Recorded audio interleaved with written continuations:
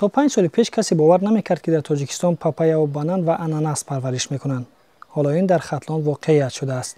آیا میرسد روزی که در بازارهای کشور پاپایا و بانان وطنی را خریداری کنیم؟ امروز در این باره میگوییم. شریک رسمی ما گروه شرکت‌های نکسیگال است که در سایه کشاورزی فعالیت میکند.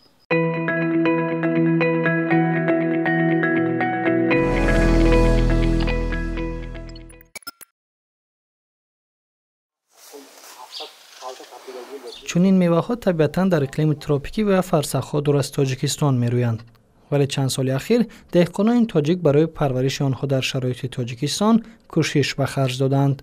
معروف قیوموف از ناحیه جیهون از زمره آنهاست. اول بانان قطعی هم یک 20 دانه بانان یک دانه پاپایا آوردیم. همی کوریدیم. قد تیپلیسا مای دهک بود پاس بود تا حاصل دادن نگاه کردیم. خانه حاصل میتیه یا نه. بعد ایجاد بانانای همه دکوراتیوی هست ده همه برای گل آدمو میکاره. اگه ویام بانانچوش مایده میشه و ما اگه خیال کردیم یکی همخیل نباشه با کی مقصد تیپلیسا که نمی با هیچی نشه نه که یا نغزه اینا میواش کلون اینا خطون با بچه‌شون تو بینه نغزه میواش چنی بازاری هست همین میواش مقصد بکنه میشه و همه را ده.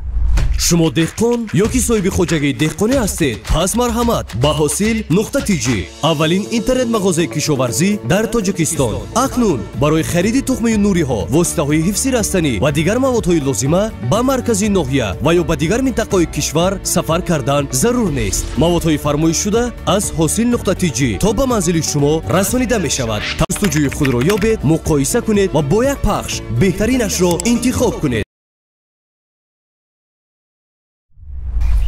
معروف قلمچه‌های میوه ها را 3 سال پیش از ازبکستان آورده بود. حالا او بیش از 10 درخت بنان دارد که از 2 نوع عبارتند: کوتاه و دراز. بنان فصل ندارد. آن تمام سال حاصل می‌دهد. از یک خوشه تا 300-400 دانه. همین که حاصلش را چیدن، باز حاصل نو شکفتن می‌گیرد. ارزش میانه یک دانه بنان در بازار از 4 تا 6 سومانی است.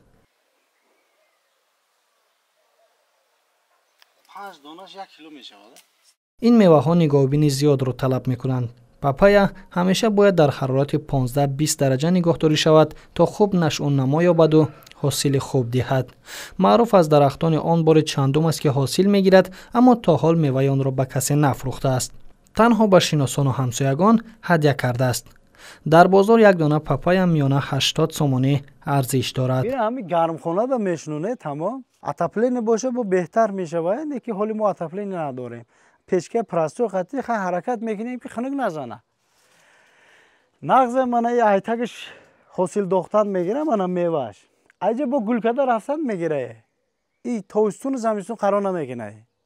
بسیار میوه نغزه. معروف برای تجربه چند نهال اناناس رو هم آورده است. اما حالا آن خردتر است و شاید چند سال بعد حاصل دهد.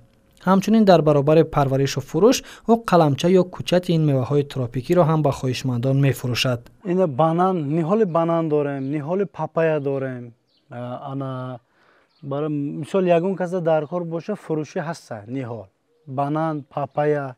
معروف لیمو هم پرورش می کند. در حال حاضر او تمام این زراعت را در زمین نزد حولگیش کشت می کند. در چند سال آینده انتظار درآمد خوب است. در پرورش بنان 3 دولت پیشرفته‌ترین از آسیا می باشند. همگی در یک سال در جهان 130 میلیون تن حاصل می گیرند. با تاجیکستان اساساً این میوه از چین وارد می شود. پرورش میوه های تروپیکی در تاجیکستان کم نظیر بوده، زحمت زیاد را طلب می کند. تجربه معروف قیوموف از دیگر هوسکاران قبلی با کسبیت و حجم حاصل فرق می کند. شاید محض او اولین شده پرورش میوه های تروپیکی را در کشور تا سطح بازاری زیاد کند و در بازارها بنان و پاپایا های تاجیکی مقام خود را پیدا کنند.